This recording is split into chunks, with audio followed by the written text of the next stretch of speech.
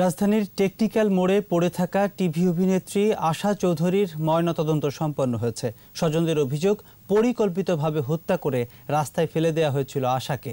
তবে পুলিশ প্রাথমিকভাবে মনে করছে সড়ক দুর্ঘটনায় ঘটনাস্থলেই নিহত হয়েছেন এই অভিনেত্রী।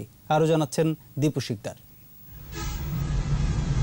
সোমবার দিবাগত রাত 1:30টা চলমান একটি গাড়ির সিসিটিভির ফুটেজ। কল্যাণপুর থেকে টেকনিক্যালমুখী যানবাহন।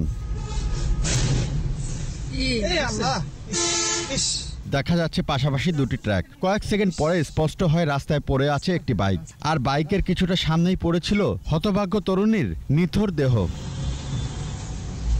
সিসিটিভি ফুটেজ বিশ্লেষণ করে আশার মৃত্যুর কারণ সড়ক দুর্ঘটনা মনে হলেও পরিবারের দাবি হত্যাকাণ্ড।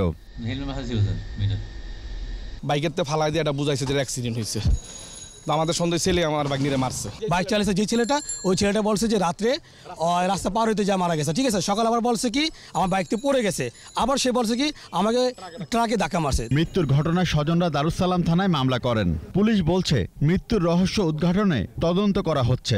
সিসিটিভি ফুটেজের সংগ্রহে আমরা পর্যালোচনা প্রাথমিক অনুসন্ধানকে জানতে পারতেছি যে অজ্ঞাতনামা ট্রাকের আঘাতে আয়েশা আক্তার আশা ঘটনাস্থলে মৃত্যু হয়। অজ্ঞাতনামা ট্রাকের যে ড্রাইভার তারে আমরা অল্প সময়ের মধ্যে গ্রেপ্তার করতে পারবো।